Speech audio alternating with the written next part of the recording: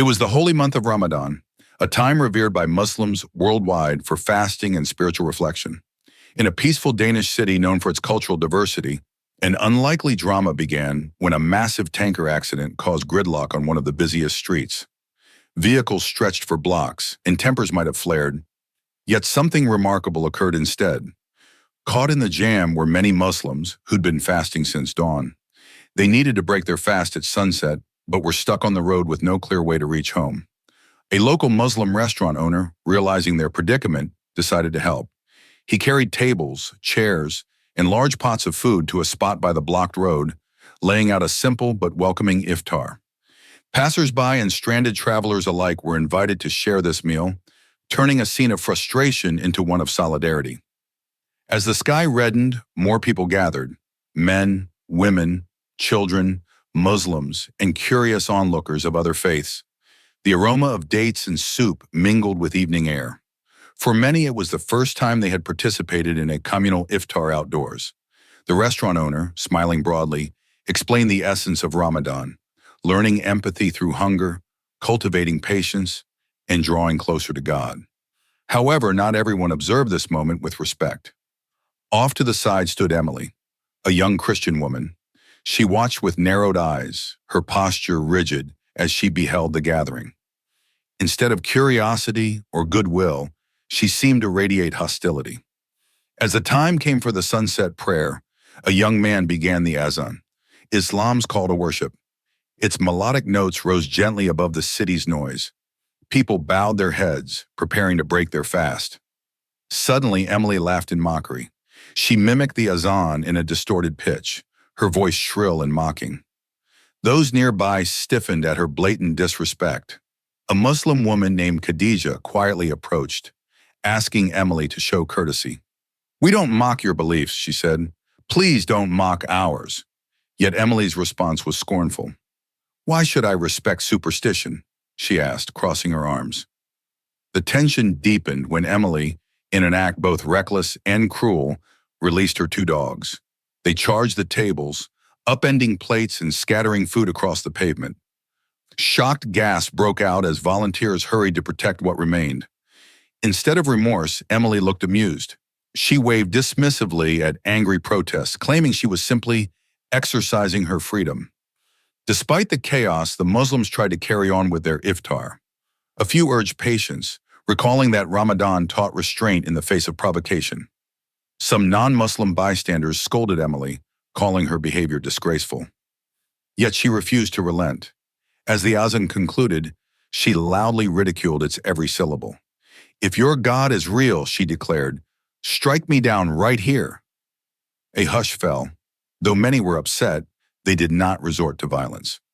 Meanwhile, clouds gathered ominously overhead, thick and dark. A gust of wind blew plastic cups off the tables. Emily brushed it off as just weather, but in minutes day turned strangely dim. A heavy crack of thunder made onlookers flinch. People glanced at one another uneasily. Another flash of lightning blazed across the sky. Rain began pelting the road in cold sheets. The restaurant owner tried to salvage what he could, calling for everyone to find shelter. Emily refused, still sneering. She repeated her dare to the heavens. "If there's a God, do something now." Many stared in alarm, urging her to move back. Then in a split second, a bolt of lightning struck the ground near her feet with a deafening roar. The jolt threw Emily backward. Sparks flew, lighting the gloom with harsh brilliance. Onlookers gasped as she collapsed, smoke rising from singed fabric. People rushed over in shock, Muslims and non-Muslims alike. Her father, frantic, pushed through to reach her. Emily lay motionless, eyes closed, a faint scorch mark on the pavement beneath her. Someone called an ambulance. The storm raged on, thunder rolling through the sky as if underscoring the moment's gravity. When the paramedics arrived, they found Emily alive but unresponsive. Onlookers murmured prayers as she was taken away. While some believed it to be divine punishment, others called it an awful coincidence. Yet no one could deny the eerie timing of her defiance followed by lightning. In the hospital, Emily slowly regained consciousness. She felt sharp pain along her back and arms, as though electricity still crackled under her skin. Smoke scars streaked her clothes. Dazed, she recalled mocking the Azan and scoffing at warnings. Her father told her how the same Muslims she'd insulted had rushed to help, calling emergency services and offering to guide the ambulance through jammed streets. Their compassion confused her. Why would they help after all she'd done? Released days later, Emily was haunted by nightmares of thunder. She avoided mirrors, unsettled by the burn marks. She also found herself grappling with remorse, unable to forget the sight of those she'd mocked kneeling to check her pulse. She felt a pang she couldn't name. Eventually, Emily worked up the courage to apologize in person. Through a friend, she tracked down Khadija, who had spoken to her that day. They met in a humble cafe. Emily, still stiff from her injuries, spoke in a subdued tone. "I'm sorry for my behavior. I was ignorant and hateful." Khadija studied her bandaged arms and saw genuine regret in her eyes. "I forgive you," she replied softly. "We all make mistakes. The question is whether we learn from them."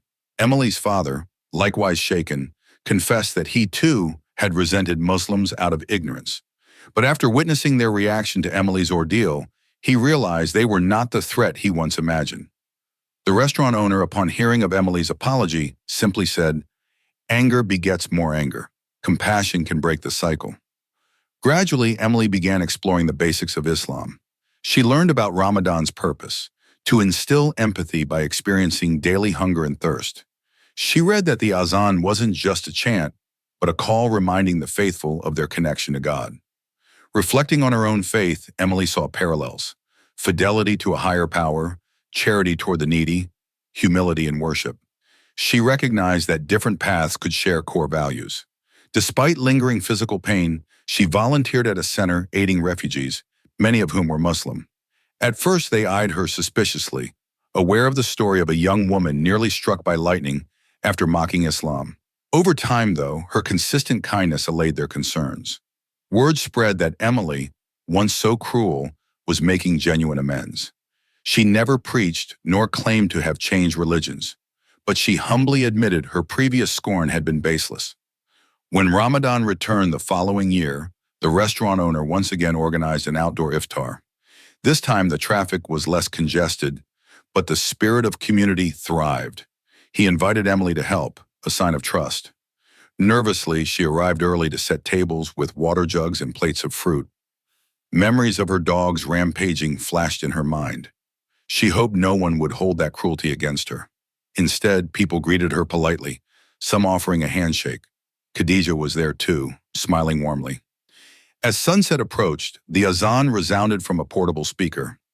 Emily felt a shiver of remembrance, recalling how she'd once mocked those sacred words. Now she stood quietly, heart pounding with a strange mix of gratitude and regret. Muslims bowed their heads to pray, then broke their fast with dates and water. Emily served extra dishes, feeling honored to be part of something she once disrupted. Many recognized Emily's presence as symbolic, a testament to the possibility of transformation. One non-Muslim observer asked her, "Weren't you the girl who got struck by lightning here?" Flushing slightly, she admitted it. "But I survived," she said, "and I'm trying to be better." The man nodded thoughtfully, remarking that second chances were rare gifts. Over time, Emily's father also softened his views. He visited the restaurant owner, apologizing for having once blamed Muslims for Emily's accident. The owner merely patted his shoulder and said, "We share one community. Why hold grudges?" Seeing such magnanimity, the father felt humbled. Local news outlets picked up on Emily's story again, this time highlighting her efforts to reconcile. She declined interviews, uncomfortable with attention, yet she agreed to speak at a small interfaith panel about lessons learned.